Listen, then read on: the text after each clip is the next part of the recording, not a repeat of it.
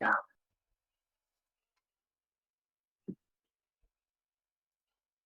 All right, I believe we're live.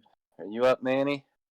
It looks as though I am live Heck, as well.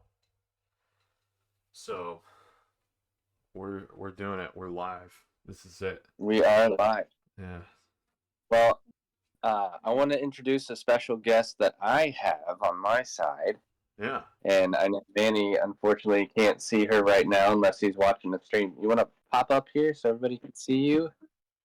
I know, you're busy playing with the Magic 8 Ball. That's a lot more fun. You got to say hi to everybody out there. Hi. Yeah. Well, so we are talking about Jonna and the Impossible Monsters by, I want to say, there we go, by Chris and Laura Samney. I knew it was Chris that was doing the art. Yeah. And then regular series covers by Matt Wilson, letters by Crank. So, Dude. I have all the singles. I've got this awesome, I won't cover up your face. I got this awesome drawing board edition. I don't even remember how I got it, but I think sick. my local comic book shop at the time had it and was like, I think you'd like that. And I said, yep, I'll buy it. Yes. But I started buying it because I liked Chris's art, and I knew it was kind of a artist trying to venture out doing the writing thing. Yeah. And the story, do you remember what the story's about, Gabby? Jonna and the Impossible Monster, which is technically about the monsters where Jonna fights the monsters. Technically, they're Jonna and the other girl are sisters. Yes. And what's your favorite part? Did you like the fact that she would fight all these monsters? I loved it when she fights monsters and then they have this ginormous egg. It's just like, it's so cool. It is so cool. And the artwork's really cool too, huh? Yeah. The art is incredible. I love it. So I know that like Chris has done a ton of stuff. He did Daredevil for a while. He did a bunch of variant covers, but I mean, my goodness, there's just straight up. Again, it's a artist that's getting to write. Right. Yeah. And it's just pure action after every page, or every panel. You like that? So Gabby, what would we do when we would get these issues? What would you and I do? Read it. When? The day we got it and nighttime. Right before bed, right? That was our nighttime story. And can you help show off these covers? Can you Vanna White these covers real quick? There's issue 1. So I'm one of the weirdos. So if you want to see a gorgeous hardcover edition, I'll let Manny talk about that in just a sec. But Gabby is showing off all the single issue covers that Chris did, and I think there are 12 issues. I'm pretty sure I love so. This one is my favorite. You like that one? Yeah, because of the front cover. Is that the last one? No, that was a cover. Well, she's speeding through these. Let me see. See. This one right here. It's got the older sister, and I'm gonna have to remember her name. I can't think of it off the top of my head. That was issue number 7. See, Gabby's gonna hold up 10. You're gonna have to go slow so they can actually see it. There you go. That one, I like that one because you get to see both the main characters. Oh yeah, and then that one's really good. Issue 12. Yeah, that one's got. Yep, there we go. Oh, there it is. That's the one I was thinking of. Okay. So before you run off to bed, what would you want everybody to know about Jonna and the Impossible Monsters? That. Need to think for it. No. You don't need to make the goat scream. You just need to tell everybody what you think. There's one follower. Use. 18 followers. That it everybody should try reading it because it's good. It's good. Yeah. Yeah, and that thanks. I'm gonna next time we talk about Jonah, I am gonna come back. Well, but this is the one time we're talking about Jonah, so you better say whatever you got to say now. I hope you have a great time today. I Yeah. hope you have a great day. And that you really like the book. Yes. Yes. It's my favorite. Awesome. Well, tell everybody thanks for watching. We're going to talk some more about Jonah and the artwork, and we're going to make sure everybody can see Manny's edition because he has the really awesome hardcover edition that's like the full artboard. That's right. So That I have eyelashes. Yes, I think you're very tired because you're having a lot of trouble focusing. I love you. Good night. No. Yes. Days. Nope, you gotta go. No. All right, I'll let Mama take you. I'm gonna switch the camera over to the desktop view so we can take a look at all these gorgeous covers. Oh yeah.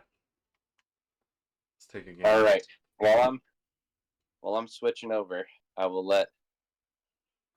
So, like I was saying, Manny, you have the amazing artist version. I can't. Is it called a signature? What was the one that you picked up? The deluxe edition, Jonah the Impossible Monsters Deluxe Edition, and it's got the stamp of the Ringo winner on there. Oh, I forgot. This was a Ringo Award winner. Yeah, yep, and it's makes sense. Published through Ani Press.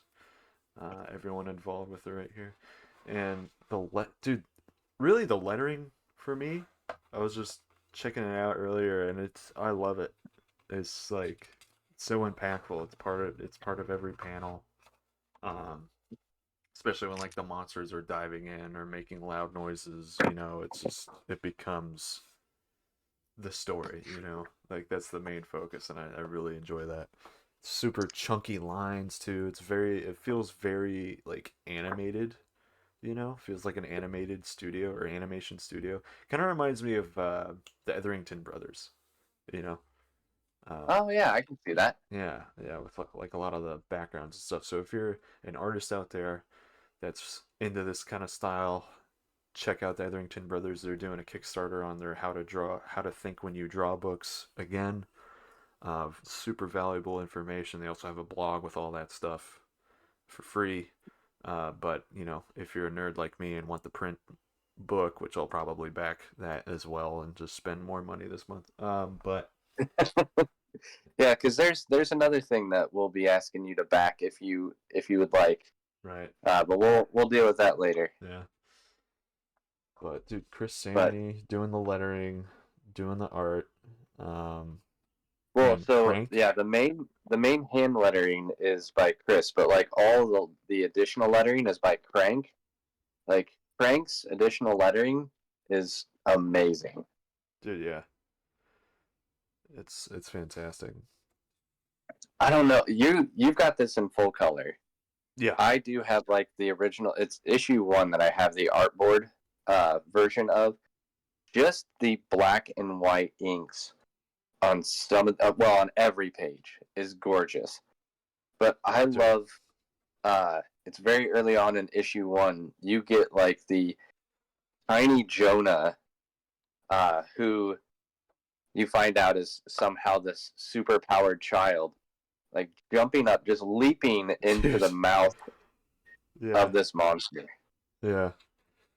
So I'm just like going through the first few pages here, and it's just like it feels like an animated movie. You're just like a calm moment, overlooking the valley, and then just hear the footsteps, and then the whoosh, like Tarzan slides down the tree trunk thing, jumps off, leaps off. We see monsters, little creatures in the back, and then this is the lettering I'm talking about when Jonah lands on that freaking thorn thing, whatever, boom, then right there, right in your face.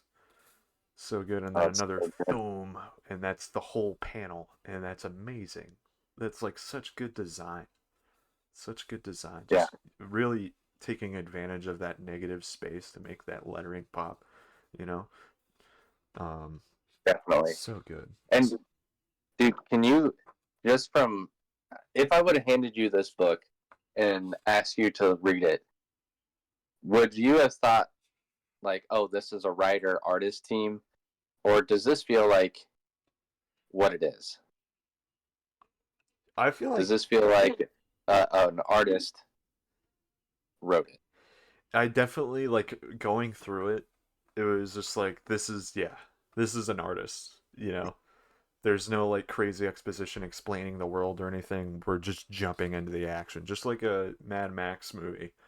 There's like nothing Yeah, explained really. You're just like I'm in for the ride. I'm in for the long haul. Even like John Wick and stuff, you just jump in. You know, it doesn't explain anything. What are the coins for? What is like what is the underworld? No, it doesn't matter. You know, like this is the world we're in. We're gonna have an adventure. Boom. There's Jonah, giant monster. Let's go. exactly. It's like we'll get to all that. Like Yeah, it'll get you. We're just yeah. not going to dwell on it at the moment. Is it immediate rest? Is that the term that's used? It's like you starts in the middle of the story. I know this isn't really the middle of the story, but it just starts like usually stories will start in the middle and then start again, or like you wonder what how I got here, kind of like how Thor Ragnarok starts, you know, Right. when he's just like dangling from the ceiling and then he just starts killing everything. It just like starts in an action point and then gets you interested, gets you invested, and then why is he like getting that skull thing, crown, whatever, and you find out later on what it's all for, right? But Exactly. this is like a little taste of like what the power this kid has, you know, and then it's like, okay, got your interest, now let's go 1 year later, and we're looking for the Right. person. So I think that's Yeah, a and I useful don't want thing. to spoil. Yeah. I love this story so much. I love.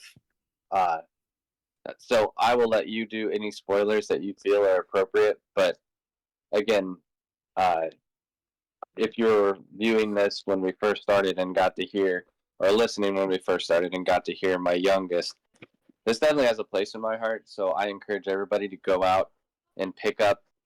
Uh, I'm going to assume it's in at least 2 trades. I don't know if it's just 2 trades or more, but this book is fantastic. And if you are looking for just visual creativity, if you're looking for storyboard storytelling, like visual Dude, storytelling, this has it this is it. in leaps and bounds. Just like flipping through it, you kind of get the story. You may not know like the subtleties of it if you're not reading this thing, but it like you can follow along visually, you know. Um, it's great. I think it's I think it's fantastic, and the coloring. Oh my goodness, who's the colorist who did this? Was it all Chris?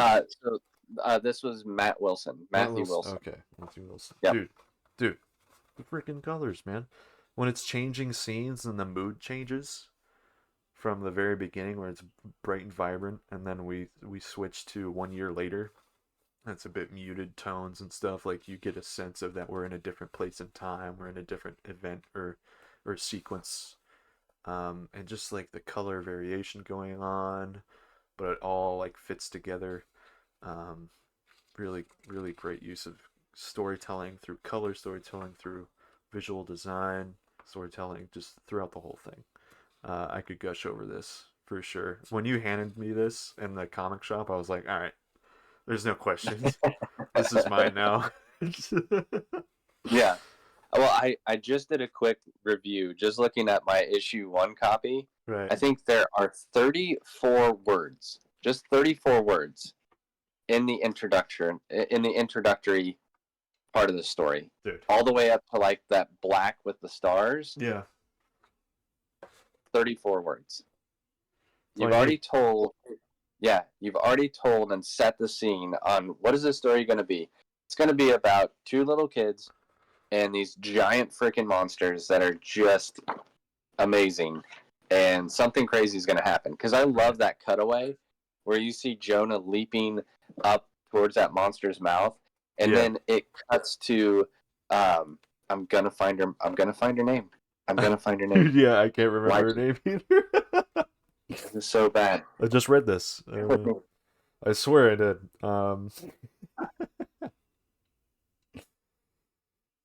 Let's see. Oh my goodness, that is the bad thing. Is like when you don't have a lot of words, it's also hard to focus on Rainbow. what the rainbow. I knew Yeah. it was interesting. Like, so yeah, it cuts to rainbow, and you just get her reaction, and everything goes black, and Right. and then it becomes kind of this mystery for a couple of issues. But dude, this is my favorite part, and I think you have some of the layouts in your book as well. Oh yeah. Just getting to see Chris's process and him talking through the different pacing and the way he was walking through this. And essentially he sets it up like the first half of the issue 1 is the whole reason he wanted to do this book. He wanted to show how much he loves manga, how much he loves storytelling, how much he loves monsters, and how much he loves his kids, and he's going to combine all of his passions into one book. And that's all encapsulated in that opening sequence with, like, he calls it the chicken monster, that giant one that, like, Jonna fights at the very beginning. Yeah. The chicken monster. So good. We don't even see most of it too. It's just like the head and an arm is really all we get to see of that monster. It's just funny. Yes. Because it's so big, you can't even fit it on the thing. But it adds to that drama thing. Like none of these monsters can fit in one panel. They're just larger than life. They're so big. Takes up so much space. It makes sense conceptually. Well, and Yeah. I think this is a very fitting book for you and I to cover.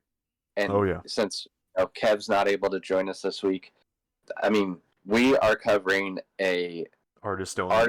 artist only, okay? And everybody else, if you're a writer, take your writing hat off, put on your visual spectacle hat, because that's all this is. Yeah. But in the I think it's in yours, but he does his whole spiel about how he starts laying things out, and it really is working on just his pacing. So when he starts to lay out the pieces from start to finish, it's one page at a time.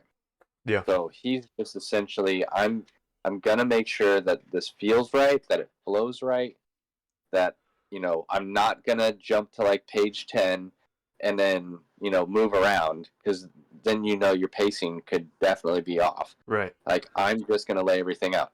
Then he says when he starts inking, then it's kind of anything goes. Like today I plan on inking something, but all the story is already there. Right. Yeah. Which is that is a good way to go about it. Make sure you're telling that story in that given format, or the page count and all that. Make sure it fits. But dude, what a good book, what a good collection to have. I mean, like this textbook of knowledge, right? This how-to on books, essentially, how-to on comics. Super great and so tasty art all inside there. So tasty, so good. But yeah. Well, and it's hard to remember how many times you brought up different creatives, but in it, Chris talks about one of the things that he likes as far as storytelling rules, and he brings up Alex Toth. Oh, Alex Toth? Yeah, Toth. Yeah. And I got his book. The whole book, in Chris's mind, he's like, I go to one of Alex's rules about storytelling, which is, the think more and draw less.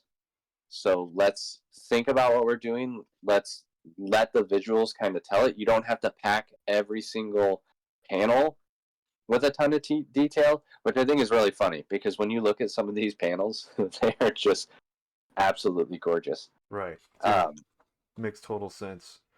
I mean, just flipping through this, because Alex Toth worked in animation and everything. He also did comics and stuff.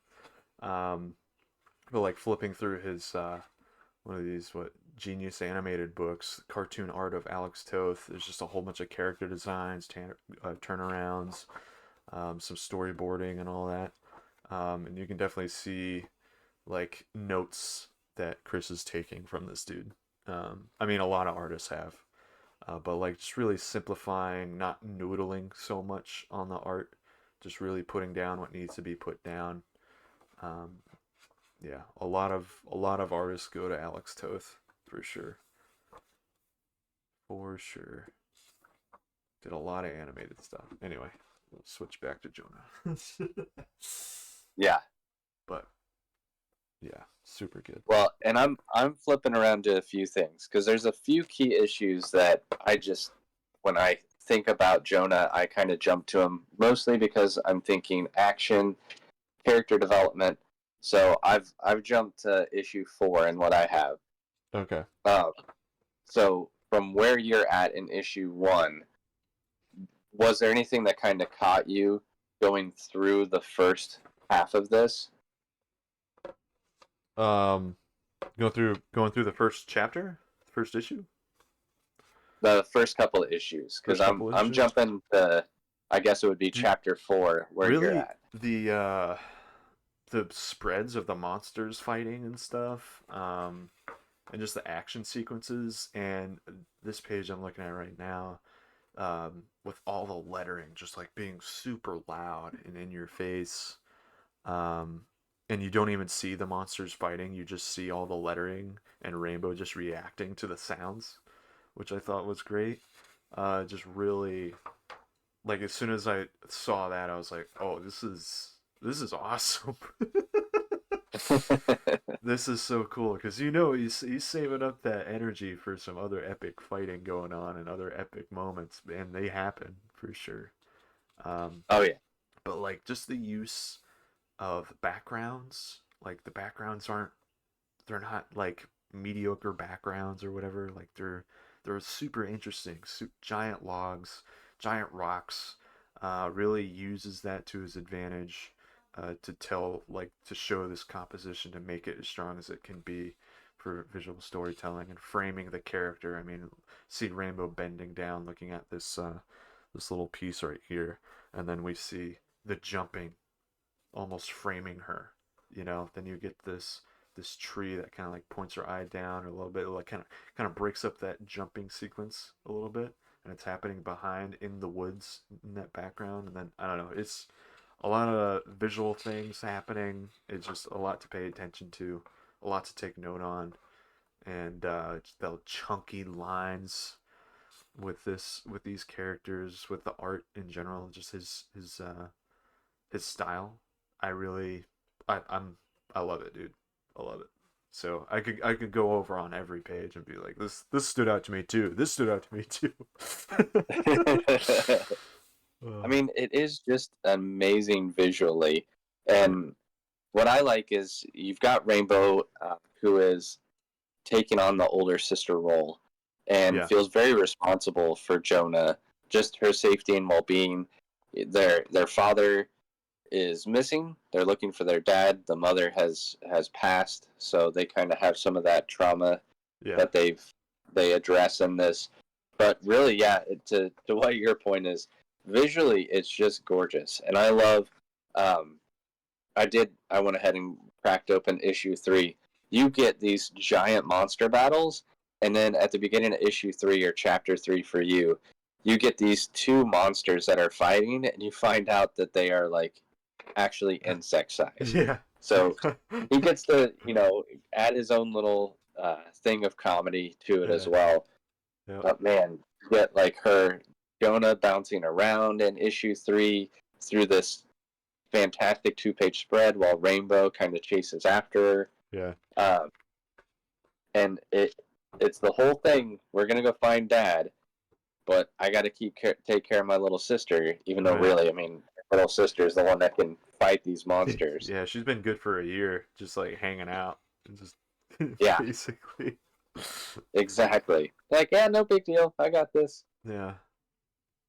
Goodness. But then you run into this small encampment, at the end of 3. And I guess I shouldn't bypass this because there are some characters that you meet here that will play into some bigger storytelling throughout some of the issues that are coming up. But I definitely get two of the additional supporting characters that I really love, Nomi and Gore, who I don't think they ever call out that they're like maybe they do call out they're a husband and wife, but they're definitely a couple. Yeah. And I don't. This is where my research. I didn't do anything other than I love these books and I loved reading them with Gabby. Yeah. But I don't know the relationship between Chris and his wife Laura. But you get this husband and wife couple that really I feel like are the characters that a husband and wife would write. You know, we don't want to be the main characters in the story, but we want to be there to support the characters that are. Ooh, that's good. So, yeah. I think they're really cool. I like Nomi and Gore, and they play a huge part into issue 4, which is the one that I'm currently showing here. You get this.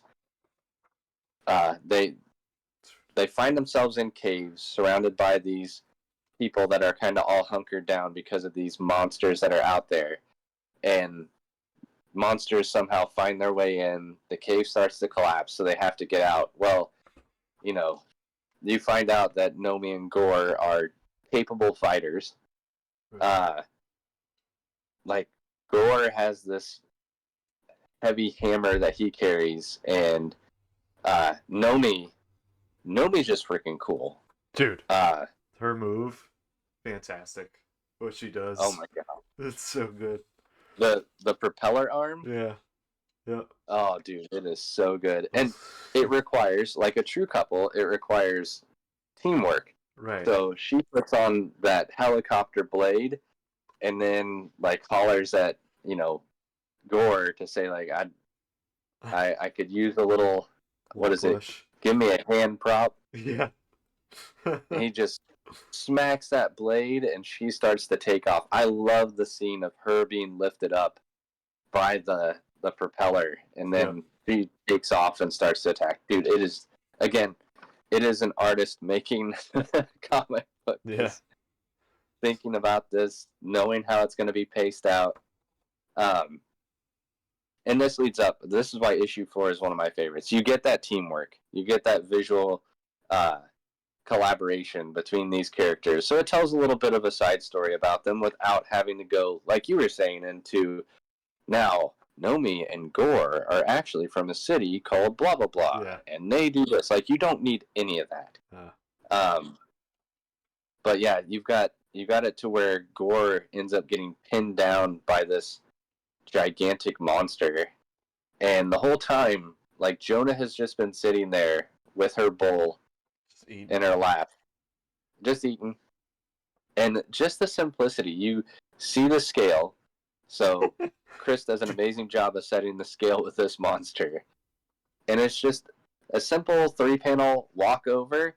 You turn the page, 2-page splash of Jonna just decking this thing in the side of the face, and the ripples, the impact, just everything, and it looks so effortless. Right. So cool. Crank. Like that. And you see the impact on the monster. Like, you get that. You see the hand divots. Yeah. The little finger divots, like where. Oh, it's so cool. Because you see that in a lot of like manga art. You see that, like, Daniel Warren Johnson's taken that. James Herron's taken that. A lot of storytellers take that from manga, or at least that's where I've noticed it the most. Is like seeing the action after it happens, right? And you get the impact and just the ripples and the fat or whatever, some weird stuff. It's great. That's a fun little tool to use. It just the attention to detail, right? And like you said, the influence of it all. Yeah. And then you turn the page and you see what happened to the monster. It just flies. It's launched into the air. It's like, what? Just so cool. Just flexing. That's great. Yeah. I mean, if anything, I will say that's why I love this. And I know this may not speak to everybody coming out and wanting to read a book. Jonah is definitely one that, if you have small children, nieces, nephews, uh, friends, kids, and you're like, I want to get them into comic books. Jonah, I think, is just such a fantastic fit, Right. especially for girls. Yeah. It's just really cool. And I think Jonah helps. There's a lot of questions as to whether Jonah is a boy or a girl throughout most of the book. Because I know Gabby asked me a time or two, is that a boy? Like, Right. Yeah. well, they say they're sisters. So, Yeah. That's great. The but, wild child. oh, man. Yeah. You do get a bit of a scoundrel in here, so Yep. it's not without its twists and turns in the book. They do meet um, kind of a shifty character here at the end of chapter 4, issue 4. Right. And his name is Sorrow, Saro. Sorrow. Yeah. But, Saro. and what I love, oh, dude, it's so good. What I love is the fact that, Chris also wasn't afraid to kind of throw some design pieces at the end of the issues. So Oh, for, wow. people like you and I, we also get these nice little initial concept art pieces just in the individual issues. Yeah. I know they're all in yours as well, which Are freaking they? I don't gorgeous. think they're. I don't know if they're in here. I know the thumbnailing and the process stuff is, but I didn't see the character design stuff. Yeah. Oh, it's definitely going to be sad. Dang. It's Dang. not there. Yeah. I don't think it's in here. Ah, I'm missing what I out. love too. Do you have any of the back cover stuff? Is that kind of like the chapter end? Do you get kind of a full page close up of anything? Yeah, like like a skull and some other stuff. Yeah. Okay, awesome. Yeah, because I Yeah, love at some of the least. additional details that they Yeah. they add here. I mean, this book is so big, like a textbook, so I can see why they left some stuff out. Yeah, But man. yeah. On the back of issue 3, so I'll show off the cover here, and then I'll show off the back cover. Oh, But on the back of issue 3, there's just this close up of some rocks. There's a tipped over bowl, and then a pad of paper, and it says the rules: don't attack from underneath, stay out of their line of sight, don't get squished, and never go one on one. right. Never. Never. That's great. Your camera, by the way, is upside down, I guess, or your stream is upside down. Oh, all right. Let me see if I can. Boop. Hopefully that's better. Yeah, there you go. Cool. Sick. Perfect. That's probably why I turned everybody off. They're just like, oh, his camera's upside down. He's a moron. Yep. Welcome to my world. That was me all day today, man. Goodness. But you gotta have for little kids the stranger that you can't trust, Oh, dude. and that's where our quote unquote friend here, Sorrow. I really should open. I'm just gonna open issue 5 because that's where we get Sorrow being a real jerk, Right. showing why you don't trust strangers. Never trust a stranger. Stranger danger, dude. See, Stranger danger. introduces that concept to the kids right in this book. That's right. Especially some shifty, big-headed dude with his pants hiked up almost to his nipples. Like, you just don't trust those guys. Yeah, small guy with a giant head with a mustache like that. No, don't do it. The Don't do it. the dust broom mustache. Right. I mean, the character design in this book too is like you kind of like understand the characters from that, from just the look alone. It's like he already looks like a Oh yeah. shady character, you know. Oh my gosh, this is so good. I forgot it in this issue. You get the weird onion-looking thing that like. Oh yeah. Ah, this one was so gross. It kind of reminds me of a monster zit. Oh, it's so nasty. Monsters it. Yeah, just like pus going everywhere. Oh. Splat.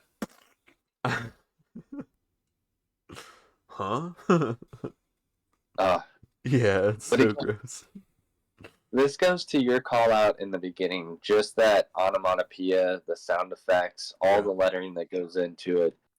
I mean, I you have to like that kind. Again, it's you have to like the visual to like this book because so much of this book, you're not going to sit here and just get beat over the head with dialogue or backstory. This is just straight up. We're going to have fun. We're going to tell a story that can be sad, but it's also filled with hope. Right. And gosh, so flipping good. Right. So good. Look at that. Look at that. So great. And then you understand like the fight choreography going on too. Just like looking at this page in particular, we're running towards the monster. Monster jumps up, chomps down. Everyone's like, "Oh!" But it lifts up, so you can kind of feel that force, right? And the monster coming in raw, then it just flips over, and then just starts getting swung around. Like you can understand that with the motion lines, with what Oh, Chris is doing there. That's fantastic. That's a whole lot of fun right there. And oh then yeah. parkour is, oh man, lettering again, coming at you, real good, real good. And again, he gets to play around. So there's this was why I opened up issue 6. I had issue 6 at the ready because it was after that little tournament fight. Rainbow's kind of tossed out, separated from Jonna, and Right. the doors are shut, and Rainbow's kind of laying near this puddle, and looking in the puddle, she sees you get the word eat backwards, Right. but that opens up this whole bazaar. It's not like, oh, we're just going to shove her out there and then we're going to go directly to the bazaar. It's little transitions like this that, again, it's like, it's so creative. You can definitely feel that manga influence, like a reflection and something showing you what kind of leading up.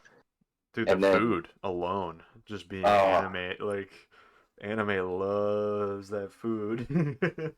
Watch a Miyazaki film, they're eating every film. They're eating oh something. yeah. And so you go to a little bit of hope, and then you get some more interaction with Gora and Nomi. Yep. Just very brief, reminding you that they're there. Again, we don't have to completely transition and dwell on what they're doing because really it needs to focus back on Rainbow and getting to her sister. But dude, there's I don't even know what they are. They look like these little buns that have some kind of like butter or something coming out Mm. of them. Mm. And as Rainbow's going through the bazaar, she's just like, "Oh, those look so good." It almost looks like a twice baked potato. You know what I mean? Yeah, yeah, But it could be I see that. something else. I don't know. I know there's like going to a Mexican bakery, and seeing all the delicious breads. Oh my goodness. Oh, the breads. If no one's gone to a Mexican bakery, you're missing out. Just letting you know. Just gonna say it. But man, I would love to be in this little area in this at this particular moment.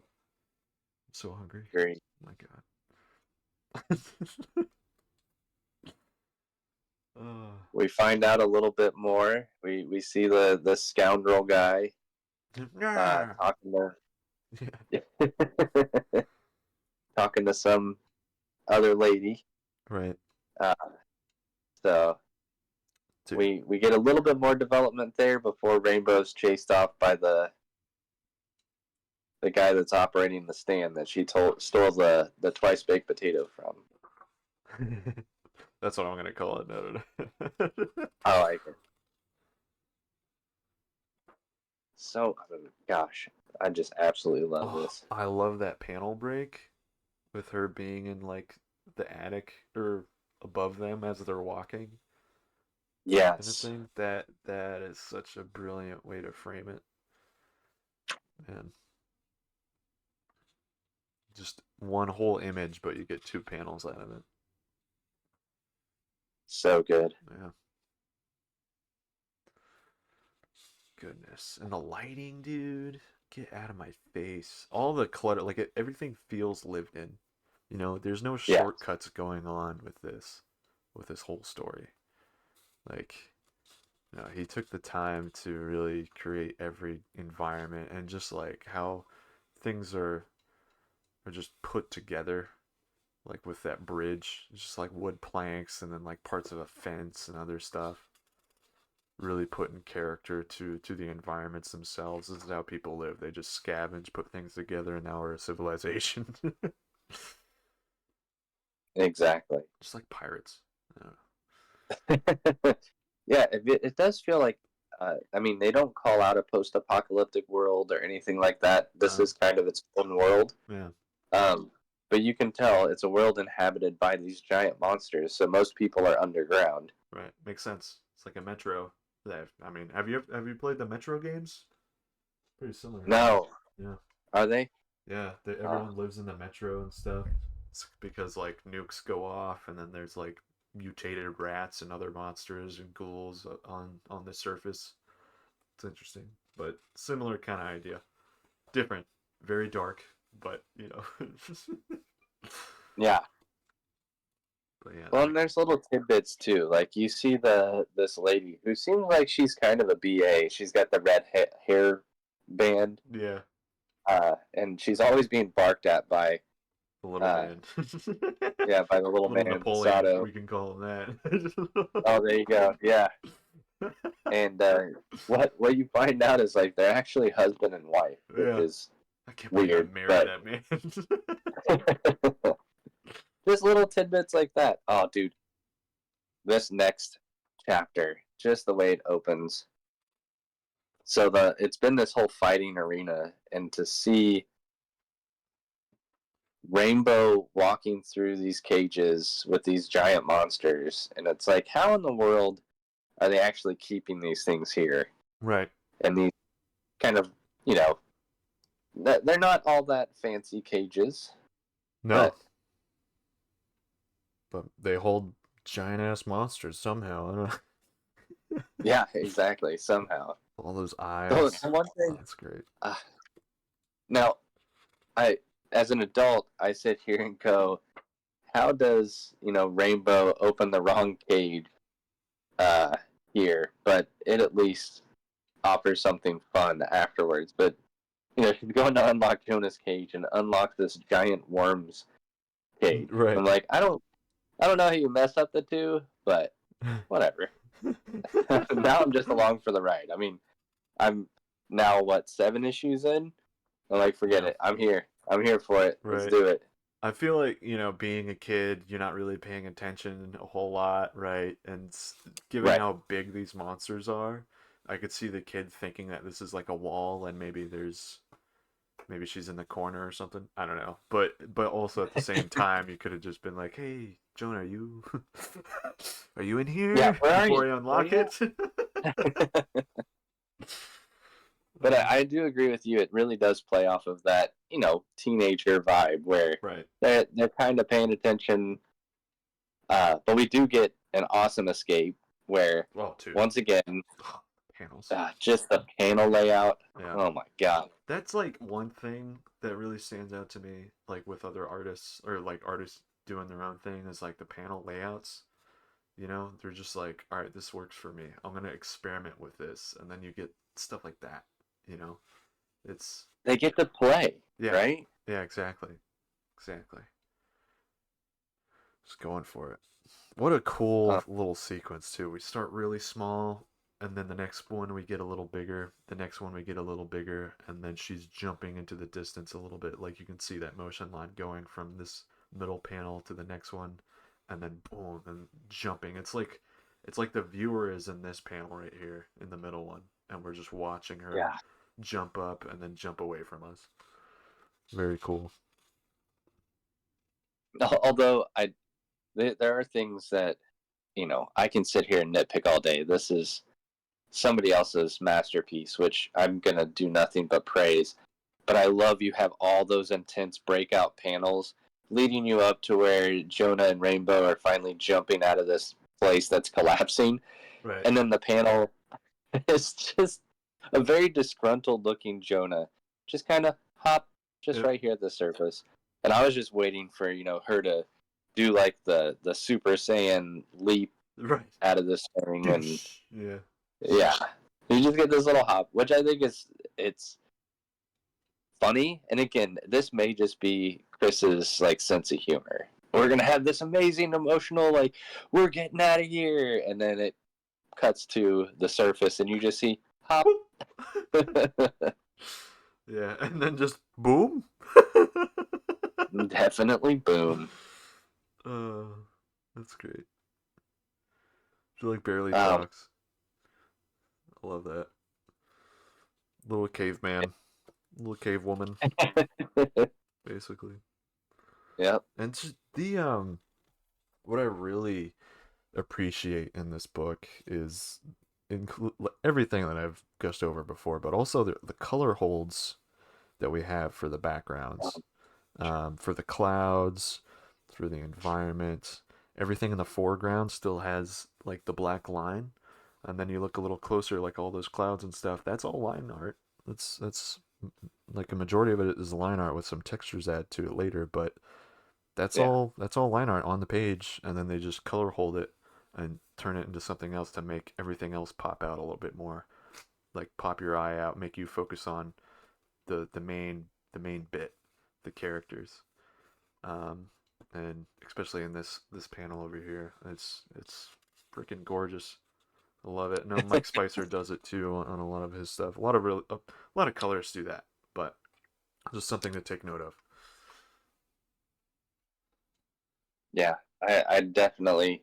This is one of the books where if I ever have to reference color, like I Dude, want yeah, to have yep. this type of feel. This is definitely gonna be on my reference shelf now. I feel like, all right, I need to figure out this scene. Let's go. Try not to use purple this time, Manny. All right. Yeah, exactly. Yep.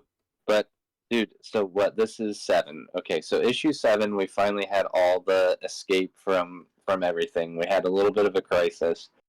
We get to flashback and meet Dad.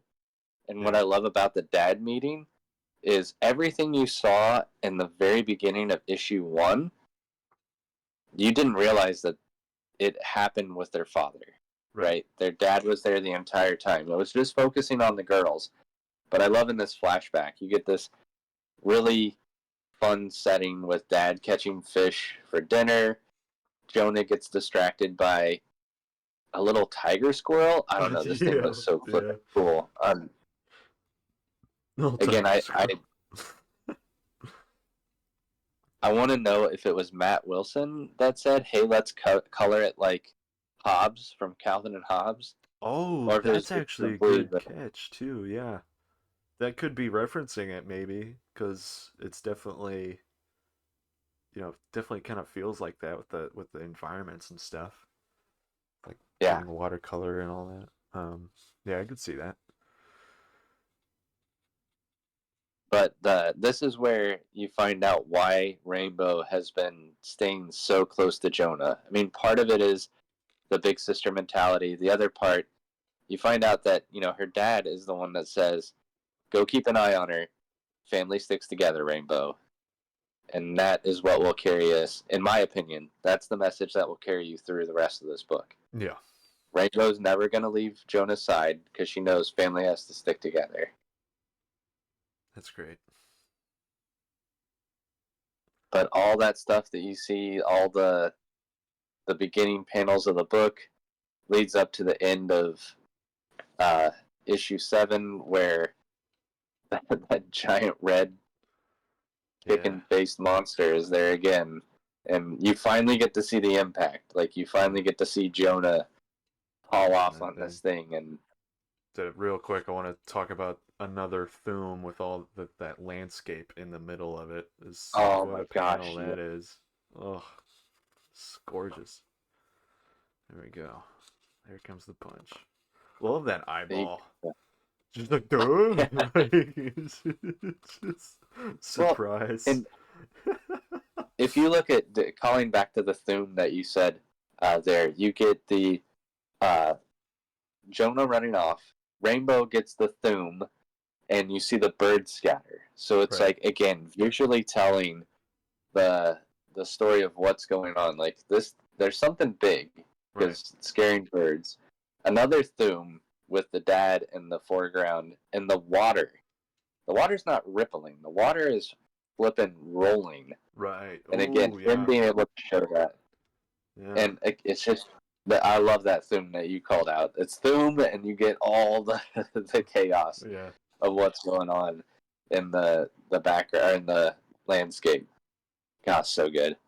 What up, Brock? What's up, Brock? bro? We're talking about Jonna and the Impossible monsters, dude. This is a visual feast, my friend.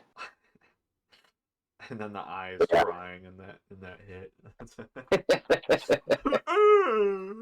So good. So good. Yeah. Well, and you find out why everything went black in the beginning. Like, Rainbow takes a little bit of head trauma. Hopefully she doesn't turn out to be a serial killer. Right.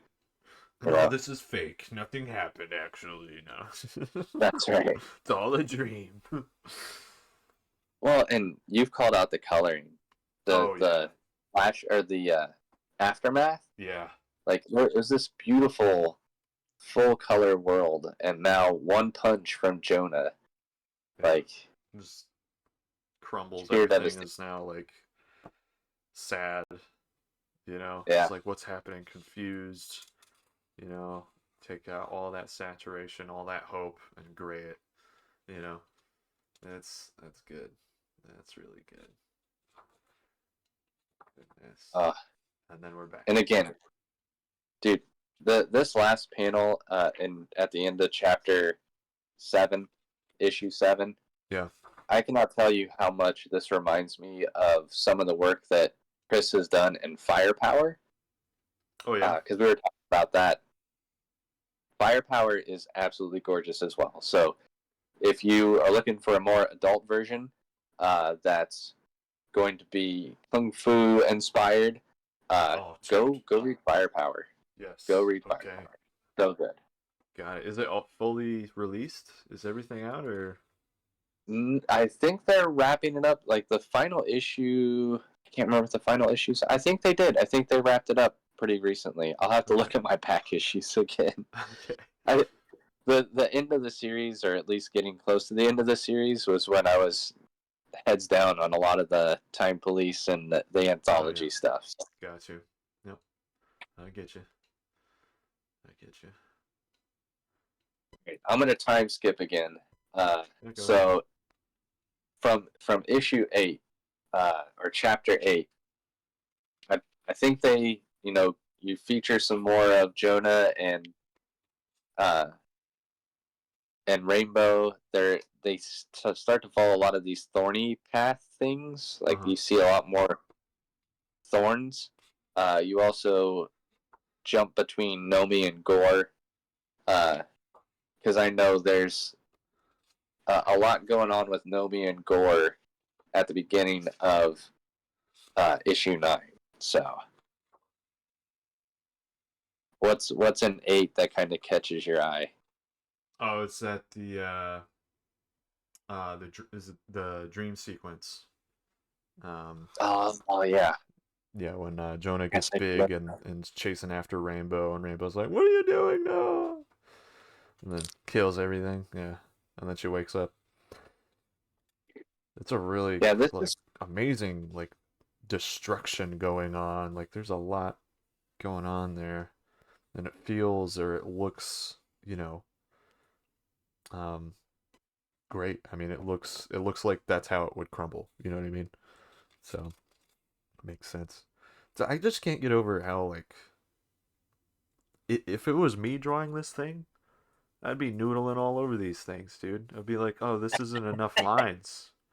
You know, like Right. more lines means better art, right? No, this is clean, dude. You see what he was taking from Alex Toth, and you just put down the main squeeze. You put down the things that matter.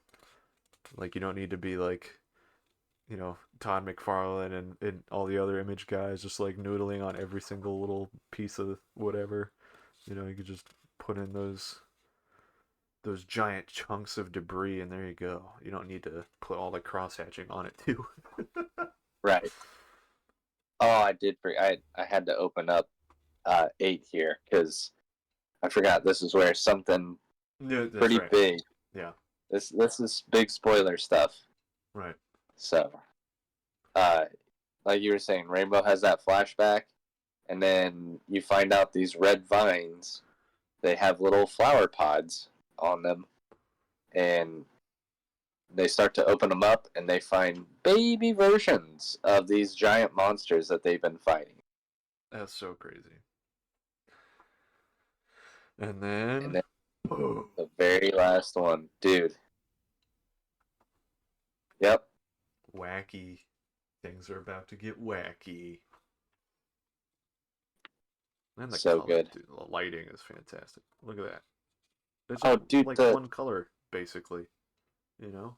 I love the flashback that you called out because like all those aggressive scenes with Jonah and like her becoming this giant thing, Yeah. so much red and Dude. orange, and you Yeah. get all the muted purples from Rainbow, It's that and intensity. oh, Yeah. I mean, it makes sense with that sequence too. Like you want it to stand out, you want it to be intimidating, you want it to be aggressive, so you're going to use those colors and have that kind of tone over the whole thing, you know? So have that red overlay basically for the coloring, and then the lighting from all the flowers or whatever. oh, That's fantastic. But I oh yeah. love when we go to chapter 9, issue 9, that space sequence. Oh, Oh yeah, because at the very beginning. I've been thinking about like stuff like this. I'm like, this is exactly how I want to start out one page that I'm thinking of. And dude, it's so beautiful. The textures that they're using on this, so good, Gosh. so good. Especially on the planet, freaking sick. Yeah. Holy smokes. And then the impact, Just this fireball. atmosphere, I mean, dude. so look at the way that he draws fireballs here, and just think about firepower, and it's literally like he just gets to draw fireballs and All firepower. day. So if you like the way they're done here, like they're Dude, top sold. notch. Sold. Say less. Yeah, Oh man. dude, I love again Nomi and her propeller arm. We get to see like battle damage Nomi here. Like, dude, Um, make me a figure. I want an action figure of Nomi right now. right. Oh man. Just on the arm. Yes. Man. So You cool. kind of get to see the thing that started all this sinks into the water. That entire basin, it like somehow melts or does something, so this water just goes rushing in, and suddenly this massive egg-looking thing explodes with all the vines going everywhere. Yeah, that's such an anime sequence right there. I could just see Uh, like you know the thing, right? When it's yes, turning like from the wolf into like the giant mass of wolf or whatever. And then all the tentacles are just coming out. I just imagine it like that. So dude, great. so good. What's up, Lord Oberon? Dude, Mikey, like you gotta check out this book. We are talking about Jonah and the Unpossible monsters. Oh yeah. So It's fantastique. Yes. we got Manny on the phone right now. Manny and I, this as we've said before, and we will most likely say more. This was an artist and his wife writing a book that pretty much was for their kids. Right. So it's what an artist would do if they were writing a story. Because like once again, Manny, if we go to the beginning of issue 9, let's take a look here.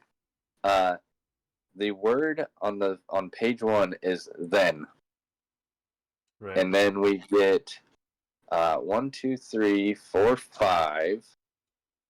Let's see. I'm gonna keep going up until now. There was a whole 6 words in the first quarter of this issue.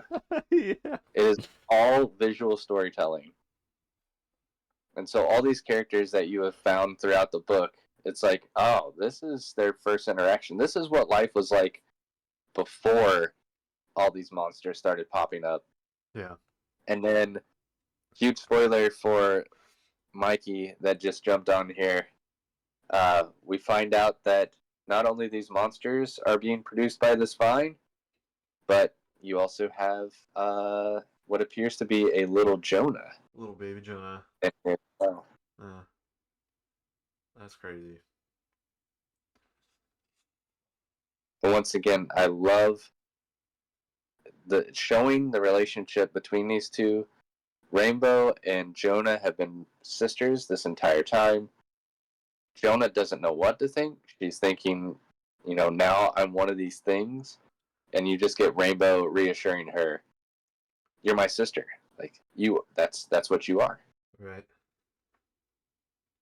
Dude, again, just vines come flying out of nowhere, more action, the panel layout. Again, this is just one of those. I'm very jealous of the version that you have, Manny, because the full drawing board size. Like, I love the small size of the comic book, but to have these blown up Yeah. a little bit larger, like this artboard size, oh my gosh. It's interesting. So your size is like an actual comic size, and this is the bigger version. Yeah, My it's deluxe the edition. full Okay. artboard size. Awesome. Is this the size he worked on? Like this is how big he drew? Yep.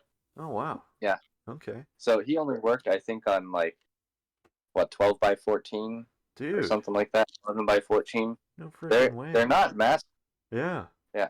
I mean that kind of like gets you away from noodling on pages too. I mean, I've Right. been thinking about working smaller so I could get more pages done, honestly. Dude, when I went and bought pages Bristol board last, I think I only went up to like 12 by 17 or something. Nothing. I don't think it's too massive. So. Yeah. Oh my gosh. Oh, here we go. We get Jonna starting to go monster out, which is what Rainbow was worried about. Blink. Snaps back to it. I love that. What's up, again. Mikey? How you doing? Oh, there you go. Yeah, Manny's book is a lot bigger. If size matters, you go over to Manny's book. I will show you the individual issues. I'll show you the big impacts of the deluxe. Giant monsters, so you've got, again, fun visual storytelling with whatever this goo is that starts to overpopulate. Jonna and Rainbow start to completely get smothered in this stuff, and then it just goes to black and white with word bubbles, and then the word bubbles even get bubbled kind up. of collapsing on. Yeah. Oh, it's so good. It's kind of just like getting smushed, like that's good. That's good. Thanks, Brock. He said, "Don't worry, Ben. It's the motion of the ocean that matters." So it's the motion of the ocean. I was gonna say, Brock, did you read this book? Because we kind of fight this weird water gooey monster, so it's kind of a perfect segue here. Yeah. My favorite onomatopoeia in the whole series here is when you see Gore and Nomi fighting this weird bubbly monster. The Sloice. Sloice. Sloice. Ah, I love onomatopoeias. My favorite. dude, and the panel overlay. So that page, it's essentially divided in half, and the two panels in the background. Yeah. But then you've got panels overlaid on top of that. It is so good. That's what a great panel too. Oh man. Taking advantage of the negative space of the gutters. Yeah. Oh yeah. So good. I love doing that. Love doing that in books. It's a lot of fun doing overlay panels. Adds a little extra oomph, you know? So good. Yeah. Oh, dude, and the train monster. I don't know what to call this thing. So good. He likes these worm creatures, like he really does. But this one, I don't even know what you would call it. But this thing is gnarly looking. I love whatever this one is. Yeah. That head, man. That's cool. Dude. All right. Let's see, what are we on? So that was 9. Oh yeah. We're on 10, baby. Going into 10. Oh, bust them open. Why not? Do it. Dude, I'm so ready for 12, though. Like, I absolutely. I'm so ready for 12. This story's so good. All these little frogs. Oh, what? Such great covers. Oh my gosh. Yep. What are the little tadpole Yeah. frogs they have? Those are so good. Oh man. So in your edition, does yours? Because of course mine has it's got the word mark on it and the artist and the Oni Press logo. Is yours just the full art? Yeah, it's just the full art, and then it just has chapter, whatever on the bottom. Oh, it's gotta be so pretty. Yeah, it's great. It's great. It's great. It's good. It's good. It's good. I like it. It's in my collection now, and it's gorgeous. And you talk about line work. Oh. That is pretty much all the very beginning of 10. Right. It's just creatures and line work and characters and line work. We're still I think alive. he had to get a couple of new rulers, dude. God. Seriously. That's so clean too. Like, does he do animation? You know? I don't know. Someone in chat, go look up Chris Samney. Look and see if he's done animation in his past life, because it really feels that way. It just feels like storyboards. Right. They're just so clean, man. I just see Etherington Brothers, like, coming from that same kind of school, you know. Yeah. Etherington Brothers, definitely Alex Toth for sure. Oh man. Brock says Mikey will do it. So see if Lord Oberon throws something in there. Brock's like, I'm too lazy. Hey, I respect that.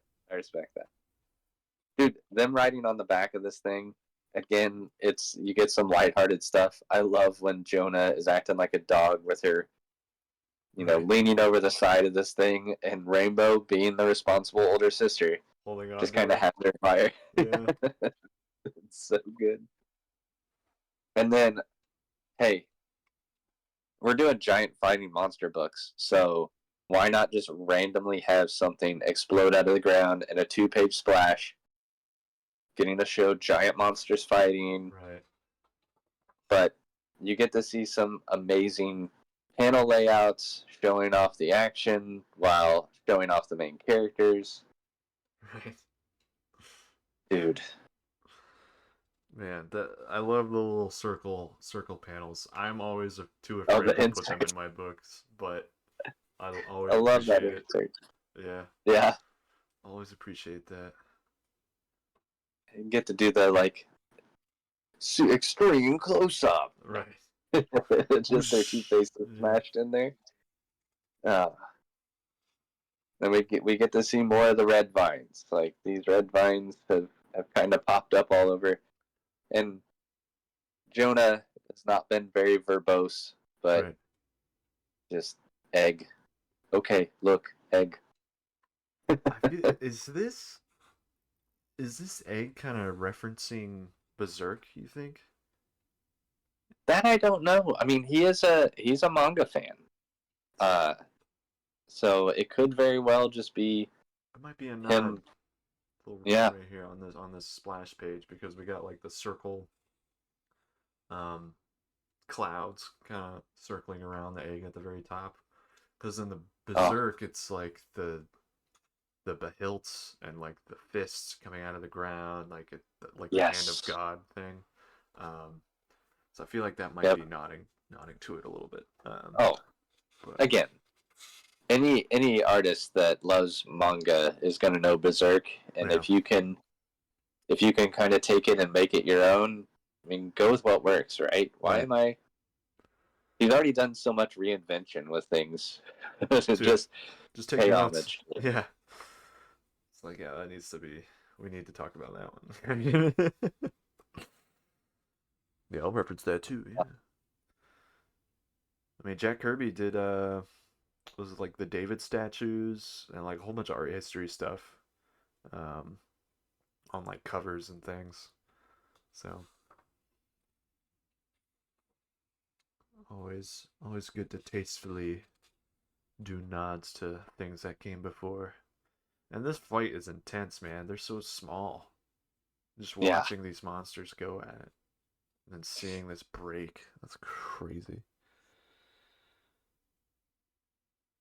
I love the again playing with some of the tropes. That there's not a lot of words, but these two monsters are fighting closer and closer, and then all of a sudden, one monster it looks like it says "Get back," the other one says "Girls move."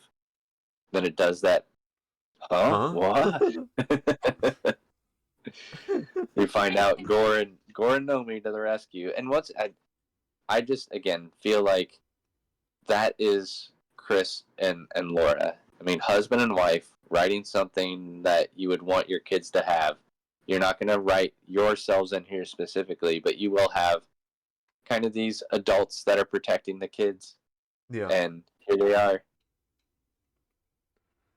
And I love ever since issue 6, like whenever Jonah just picks up Rainbow and takes off, Yeah. it's hilarious. Yeah. Absolutely Start hilarious. hopping. Start hopping around. Start jumping around. It's just that So easy. she picks her up and just starts trucking. Just boom. Oh, here we go. Here are the weird, Little fish goofy guys. Or frog guys. tadpoles. Yeah. Yeah, whatever they are. Frogfish guy. Bloosh. Whoop. Whoop. Again, Whoop. getting to play around with lettering like that, getting to play around with colors. Oh yeah. Oh, And like the bloosh is like the shape of it. You're kind of seeing like what it's referencing to. It looks like watery. It looks kind of weird like that, liquidy. So you're gonna yeah. kind of reference what you're lettering. Try to Oh, relate it a little bit. That always helps add that impact. yeah. I mean, I may have in a recent page that I drew had someone, using water, and then in my sound effect, the sound effect looks like water. I mean, Yeah. you know, it just sometimes the sound effect needs to fit the what's going on. I like the bluish though. Slois is still my favorite. Yeah. Slois. Yeah. Dude, there's one comic that I saw. It's a Jason Brubaker comic in Reminds. There's a part where they're using like a bungee cable and somebody moves it or hits it and then it's and it uses the bungee cord as the eye as it's like moving rapidly. Oh, that's awesome. Yeah. It was very creative. I was like, I'm gonna steal that one day. I'm gonna use that in something. So you were talking about Berserk. This last page, this splash page to end this issue or this chapter. Yeah. I mean, tell me that doesn't look like Berserk. Right. just All of about them coming to, together. yeah, about to take on all of the whole hand. Yep, exactly. All the gods. That's so Oh, dude, look at the back. So this will be your chapter end. That rippled looking egg or skin or whatever with just that fist imprint. yeah, yeah. That was Again, in the getting to beginning. have fun. Yep. Oh, I love it. All right, we're so close. That was 10 into 11. There we go. Things are about to ramp up I even more. why is it so fun as an artist to know if someone is just so frazzled beyond words, like the squiggle is just the perfect way to interpret that. You just like you hear it. You know, everyone has a day job, right? So you understand. Oh, so good. Goodness. Dude, they're so And then, tight. Oh, uh, they're so tight. Rainbow talking sense into Jonah, and you think Jonah's just gonna lose it. Fine. Just off to the next thing. Girl, fine. Splurk. Dude, the inside. I mean, again, look at this. We've seen this so many times earlier in the book, and of course, it's done with so much more vibrant colors by Matt. But just the inside, again. You talk about stuff like this reminds me of Frazetta. Oh Just yeah. the textures, the line work, going off this jungle scene, and the things in the foreground, like the vines that are so close, they just become black silhouettes, positioned against everything else in the background, showing depth. Absolutely gorgeous. Oh yeah. It's fantastic. That is like just looking at the line weight and looking at the marks being made, we're seeing that like the light source is right here, it's coming through. So then when like the shadow starts to happen, they're keeping that in mind for when to do more detail, right? Yeah, Especially when you see it like towards the when the land is meeting like this little river or whatever, this little swamp area. See that little shadow, and then boom, then we get water or some sort of liquid, whatever this liquid is inside this monster. um, just paying attention to your lighting when you're inking is it's like that's always something to take note of, and just like you were saying, all these textures and stuff for the foliage and nastiness inside this thing, so cool. Anyway, and I can't remember. I don't think have we talked about this much. Maybe I was talking to someone else. I love it when you get to create words that aren't words. oh yeah, Uh, like this language that's going on. Uh-huh. yeah. Yeah, Oh my gosh. Just, so cool. once again, being able to articulate, it's something that's out there. Something's talking, but you don't need to translate it. You don't need to say exactly what it is. Between the interactions with Jonah and whatever this stuff is, the it can look however it needs to look. And I love how it's all jumbled together and kind of overlaid. They do something similar, like in Step by Bloody Step. Yeah. Step by Bloody Step is a completely visual novel. I'd love to cover that one as well. And there's no words in it. It's all told through pictures, and the language in it is an unknown dialect. So there is quote unquote word bubbles and there is dialogue, but nothing that anybody knows what it says. That's And they awesome. do it to where it looks like dialogue. I love this jumbled mess of whatever this is. That's fantastic. I got Mr. Boxy. So do you not do hentai or what's the deal? Today we're looking at Jonah and the Unpossible monsters. So no hentai today. No hentai today. Not today. Yeah. Maybe some other day. Maybe tomorrow. I don't know. That's right. Stick around and find out. You'll have to jump on one of our streams that's not the Mouth Breathers Wednesday stream. Right. These are a little more wholesome. Yeah, this one is definitely more wholesome for sure. Especially when we started off the stream with my youngest one talking about how much she loves this book. Yeah. Definitely not gonna have him die. Sorry. No.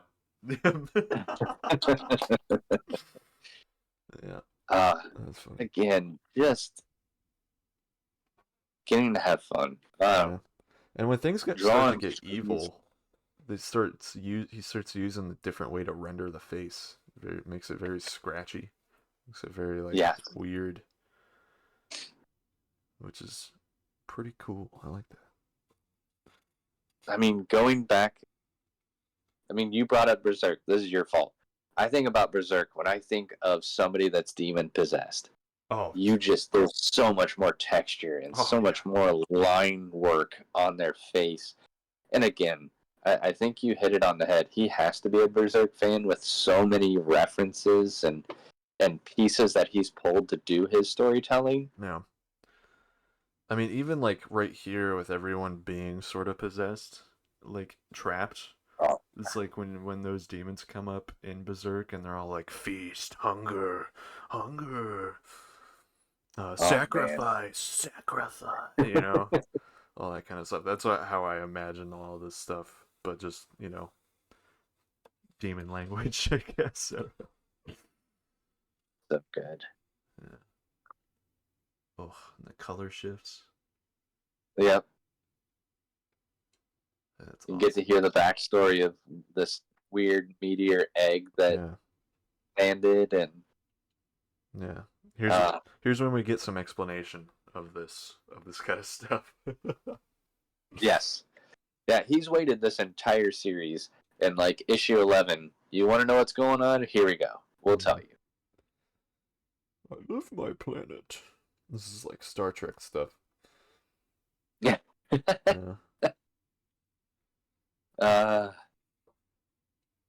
I love the fact that this egg or whatever calls the monsters like my children. Right. Brock, yes, this is 12 issues. Yep. Dude, it's so good. Dude, the planets, the space, the little Kirby crackle thing going on over here. Fantastic. I'm taking notes. I'm taking notes on all this mark making. Amazing. Well, and if you're worried about, whether Jonna is a monster or not, we do get some of that here. While the egg is giving its diatribe, talking about there was something that went wrong, and Rainbow's like, no, she's not one of you. And then the monster says, no, she's not. You've ruined her for me. An orphan of two species and a monster to both. And that's when Jonna gets pissed. So, we get Dad giving the I love you. Oh, dude, here it is. You get to see the weird eggplant bulb blast thingy off. kicking off. Yeah, that's funny.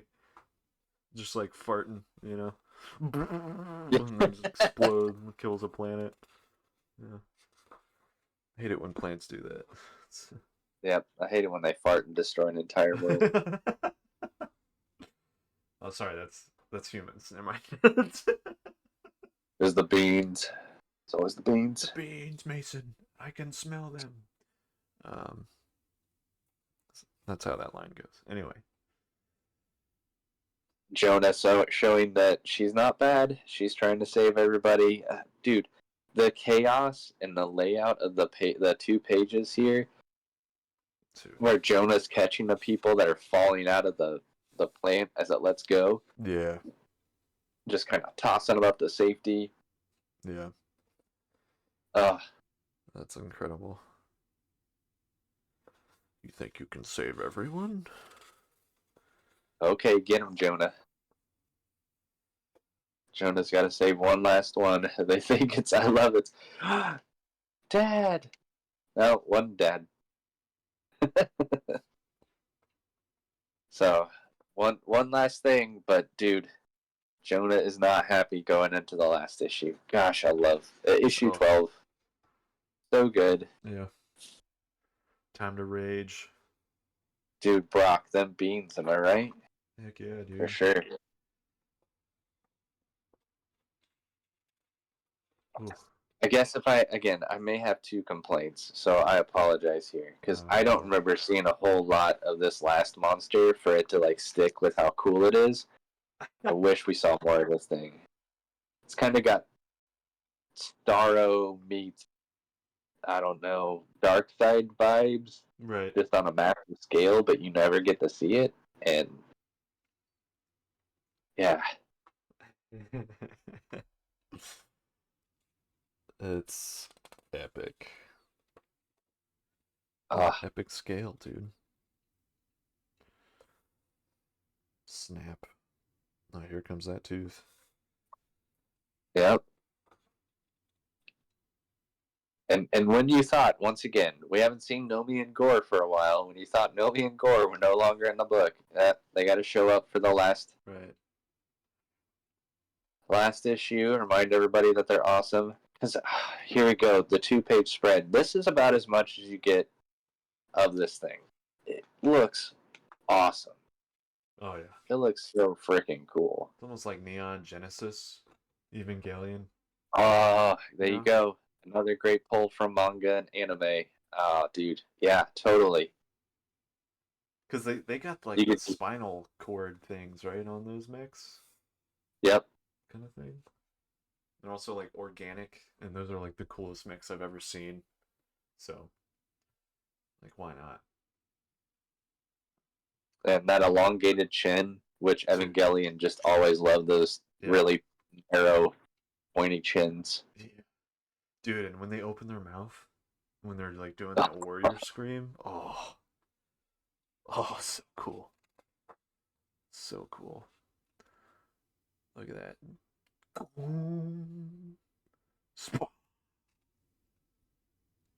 Oh yeah, Jonna getting swatted. I wish there was a little bit more of this, because you see, like, Jonna went through a tree. Talking earlier about when Rainbow was going through that little underground base, or whatever you want to call it, and she was looking through the board slats. Like, after Jonna gets swatted here by the giant monster, it shows Jonna through, like, wherever the silhouette or whatever that she would hit through. It's so cool. Oh, that's funny. Just like you see where the imprint happened. It's like bare, and then like where her body actually went through it. Yeah. It's like. Brock saying it kind of reminds him of a Pokemon, the giant thing. I mean, yeah. Yeah, I can see it. I can see. Well, what's that?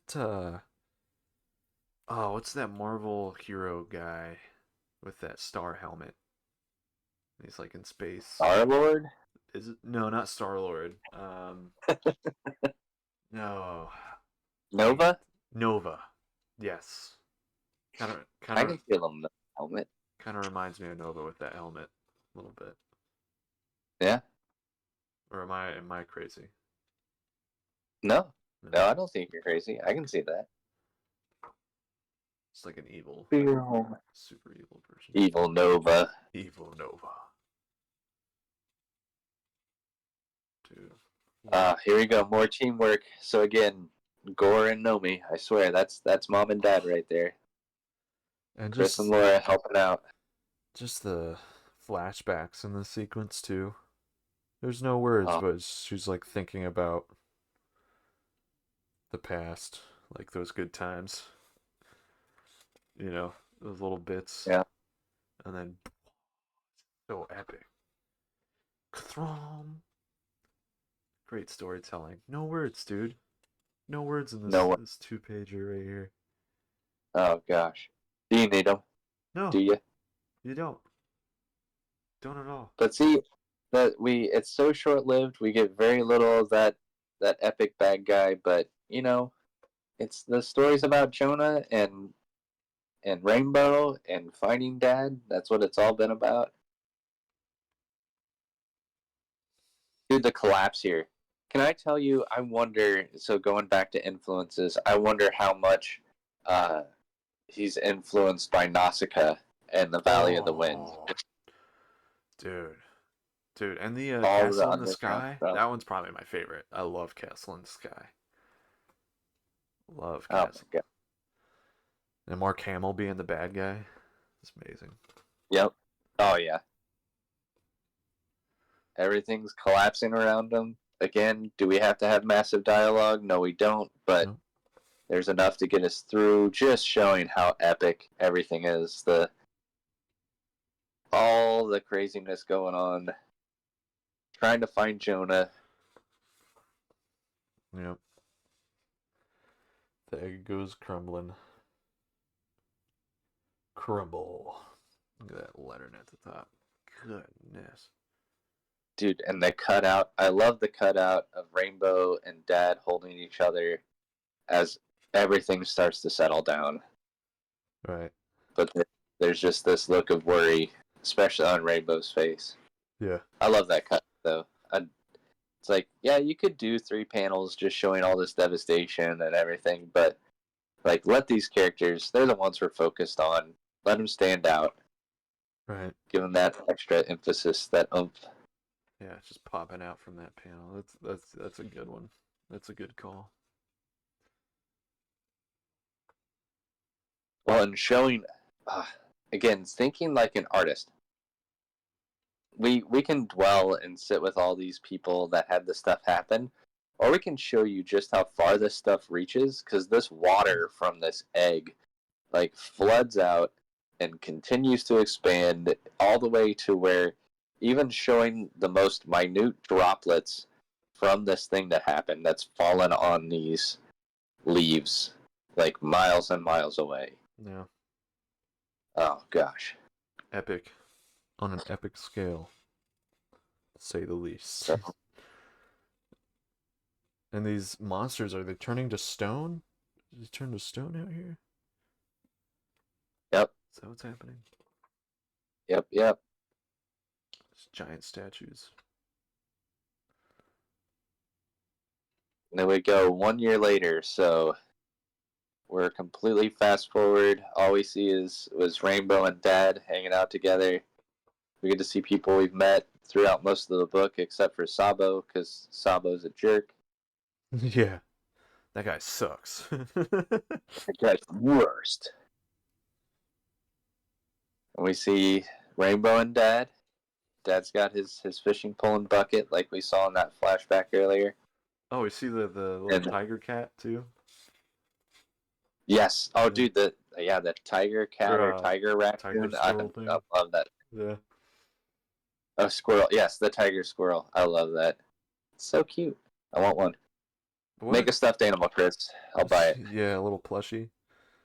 That's like how we transition into Rainbow and the Padre. We just follow that little guy that distracted Jonah in the very beginning. Kind of ties everything together, doesn't it? How about that? Huh. Weird. It's like How he's about a that? visual storyteller or something. Crazy. But I love it because when you see Rainbow and Dad walking through the valley, you see again another snapshot of all these monsters turned to stone. Yeah. And this little bug starts crawling up one of those stone statues, and just happens to be Jonah. But Dang. you know, here we go. Love of a sister. What happens? I guess this is a little Frozen-ish, right? Right. Rainbow comes up, is crying a tear because she misses her sister, and that tear breaks down the statue, and you don't see the reunion. All you get is this exclamation at the end of the book. He didn't want to be too sappy, right? Yeah. Yep. He didn't want the tears to flood out. So, again, shout out to everybody that was a part of this book. This was one of my favorite things, that every week I would bring this book home at night before bed.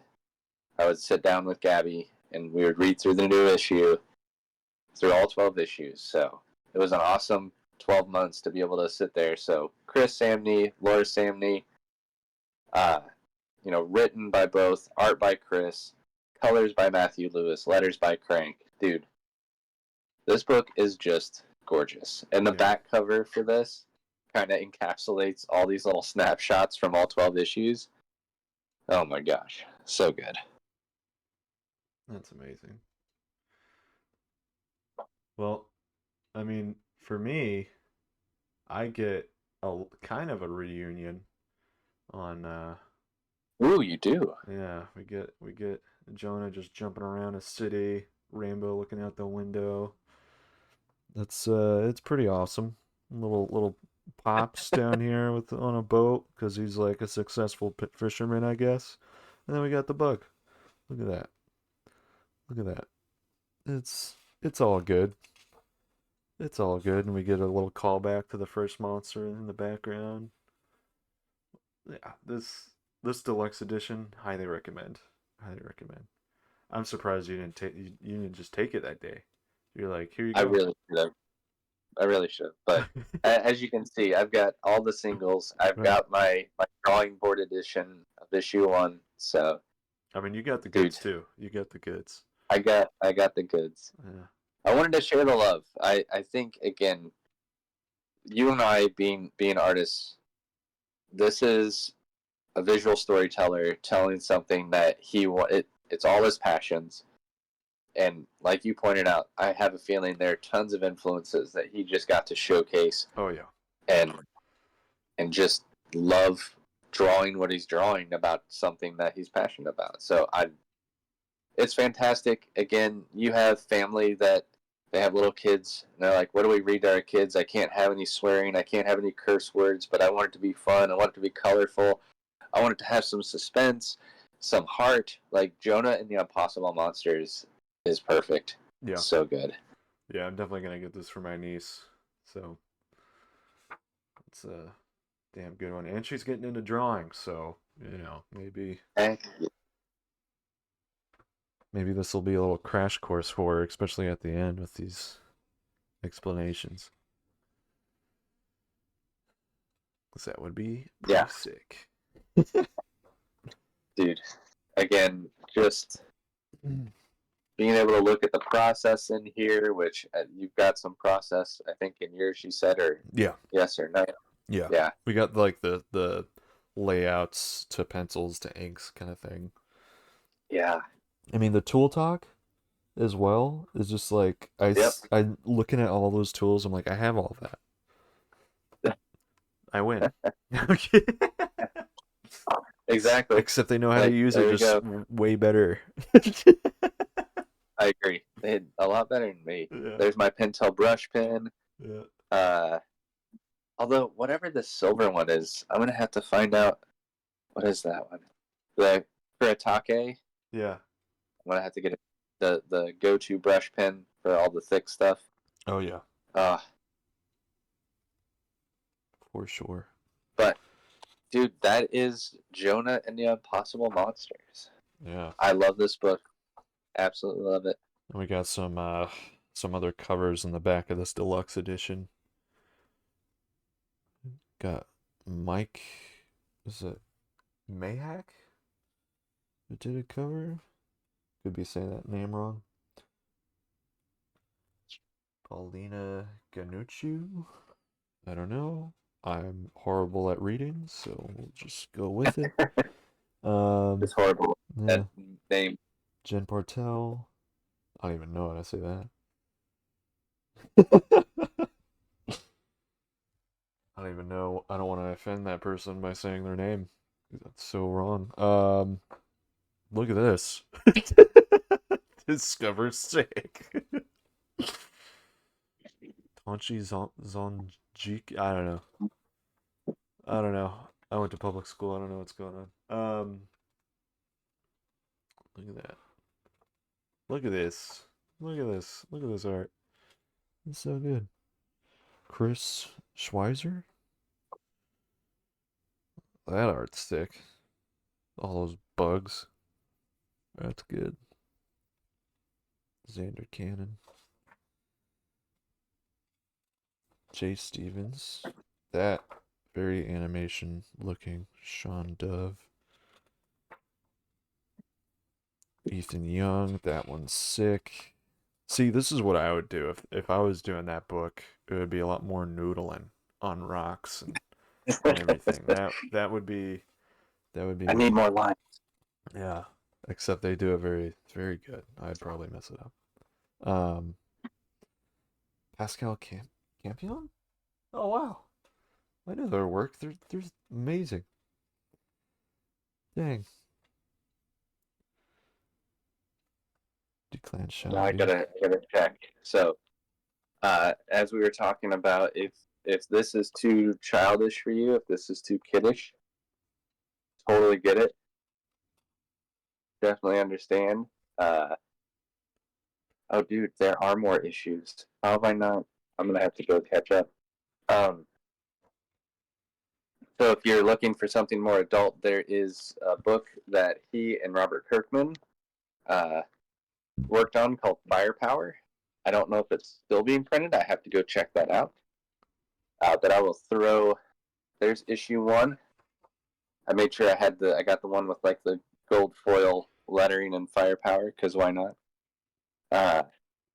But it is your kung fu with supernatural abilities, the ability to throw fireballs, right there. No, that's sick.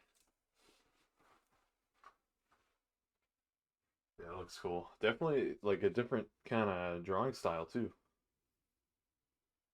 But you'll find a lot of similarities when you get into the actual book. Here we go. This is issue 28. That was the last issue I got. Apparently, there is a 29 that was released in November of last year. So apparently, I have missed out. But yeah, if you're doing 29 issues, like there's something Dang. going on there.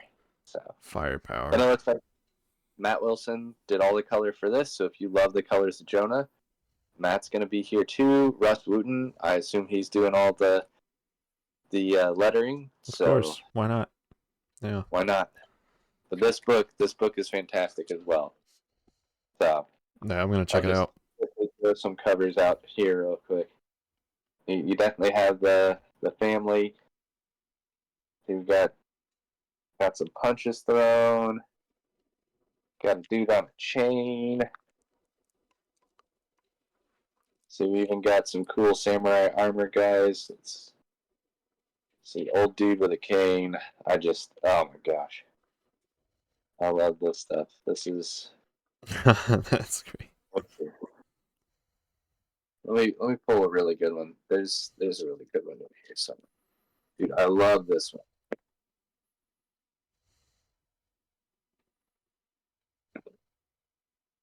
Oh, That's sick. I've got some, dude. I got some extra issues. I've got duplicates of 19, duplicates of 20. No. Looks like I'll be handing off some stuff to you, Manny. Dude, yeah, I guess so, man. I got a lot of reading to do. Holy smokes. Oh my gosh. But yeah, again, if you like the artwork of Jonna, Oh yeah. and maybe not too thrilled with the story, you want something more adult, dude, Firepower's where it's at. So that's all I got, man. Heck yeah. Well, you got something else too, man. You got a big announcement. Oh, yeah. I don't know how many people you got over there. I know I got Brock here, and Brock is well aware, but for anybody else listening, the Time Police, the book that myself and James Solomon, my writer, have worked on for the past 2 years, is now on Kickstarter. Hell So if you would like to promote some local artists, run out to Kickstarter, look up The Time Police. And Manny, you are helping out and supplying us with a variant cover, which looks flippin' dope. Oh, thanks, dude. I'm so excited to get that. I gotta send that to you. I'll send that to you right after we end the thing. But yeah, pretty cool. Ben was like, "Do a variant cover," and I was like, "Okay." Well, I said, Manny, how much for you to Well, do a yeah, variant you cover? did. And then you gave me a dollar amount, and then I said, do a variant cover. Okay, yeah, that is what happened. That is what happened. I didn't really ask if you wanted to. I just said, do one. How So, much? Yeah, how much? But yeah, go check that out. We'll get Manny's cover art posted tomorrow. Yep.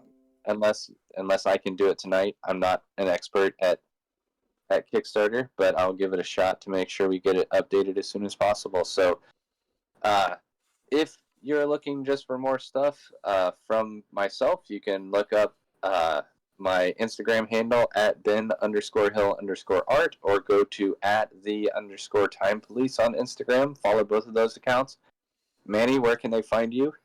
You can find me at the Manny Draws YouTube channel. You can find me at the Manny Draws Instagram. You can look up the Manny Draws website. I believe that's my website name. We hope. Or MannyDraws.com. But either way. Yep. We will be back next week for more mouth breathing. So More mouth we hope breathing. you guys can join us. Yeah, maybe Kevin will be here, maybe he won't. Who knows? We'll figure it out. But we also got renowned books like Kevin and I have worked on, which I'll be posting that on Webtoon, so then I can do a proper announcement of where to read it and have an easy read for you. But if you're interested, you can go ahead, check us out on my website, on my social medias. You can see me making this thing on my YouTube channel of previous process vids that I've posted before. And if you want a copy, you let us know. We'll get you hooked up. So, still our store is down right now. We're reworking the website. It's going to be a little bit, but it'll be worth it. I promise. Definitely. And thanks, everybody. Thanks, Brock, for hanging out and chat over here. I know we had Lord Oberon on here. Thanks to everybody else that jumped on and hung out with us. Yeah, and to the internet that will watch this later on, maybe you've gotten to this point. Thank you. We love you. We will see you soon. All right. Peace. Bye.